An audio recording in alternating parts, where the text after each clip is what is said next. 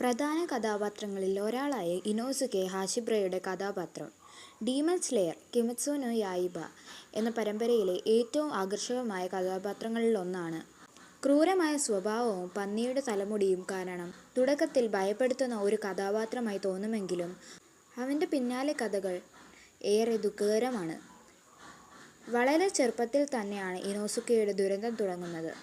അമ്മയായ കൊറ്റോഹോ ഹാഷിബ്രയെ ഒരു കൊടും ഭീകരനായ ഡീമൻ വേട്ടയാടുകയായിരുന്നു.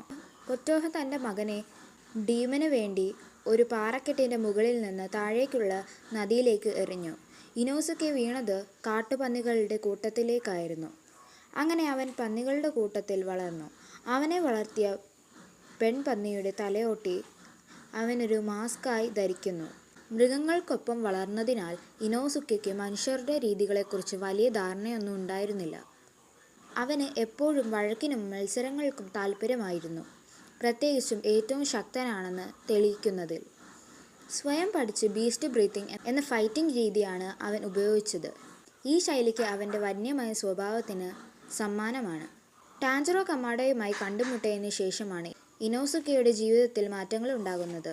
ടാൻജിറോയുടെ ദയയും സൗഹൃദവും ഇനോസുകെയുടെ സ്വഭാവത്തെ ക്രമേണ മൃദുവാക്കുന്നു. തുടക്കത്തിൽ എപ്പോഴും തൻ്റെ എതിരാളിയായി മാത്രം കണ്ടിരുന്ന ടാൻജിറോയുമായി അവൻ പിന്നീട് നല്ലൊരു സുഹൃത്തും സഹയാത്രികനുമായി മാറുന്നു. പരമ്പരയുടെ അവസാന ഭാഗങ്ങളിൽ ഇനോസുകെ ഒരു ഡീമൺ സ്ലെയറായി തുടരുകയും ഒടുവിൽ മറ്റൊരു കഥാപാത്രമായ ആവോയി കൻസാക്കിയെ വിവാഹം കഴിക്കുകയും ചെയ്യുന്നു. ഇനോസുകെയുടെ ജീവിതത്തിലെ പ്രധാന വഴിത്തിരിവുകൾ ഇവയാണ്.